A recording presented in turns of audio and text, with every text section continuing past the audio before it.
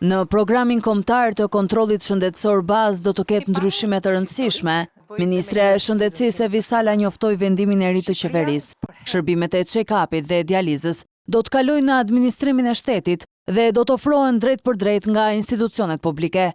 Gjithashtu, hiqet kufiri maksimal i moshës për përfitimin e shërbimit falas të check-upit. Këto vendime sjellin dy risi.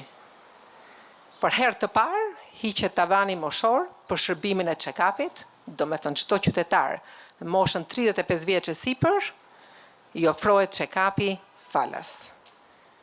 Për herë të parë, qytetarët të moshuar mbi moshën 70 vjeç do t'ju ofrohet nga shtatori shërbimi i check-upit. Një hap shumë i rëndësishëm në aspektin e parandalimit.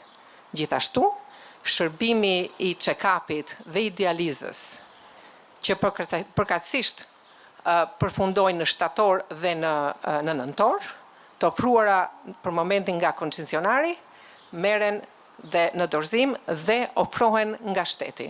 Po ashtu Shqipëria do të krijojë për herë të parë një institut kombëtar të tumoreve, të ndërtuar sipas modeleve më të mira europiane, me referencë Institutin Kombëtar të Tumoreve të Milanos.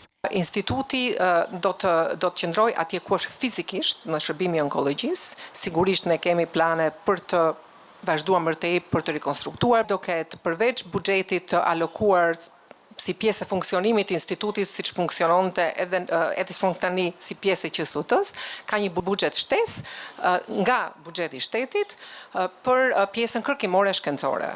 Por gjithashtu, instituti në vetvete jep mundësinë që Shqipëria nëpërmjet institutit të aplikojë për fondet europiane me partner europian ose vetë si Shqipëri, për të përfitur këto fonde në mënyrë kompetitive.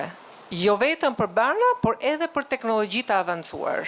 Visala theksoi se kjo do t'u jap pacientëve shqiptar mundësinë të marrin pjesë në studime klinike ndërkombëtare, duke siguruar akses në trajtime dhe barna inovative.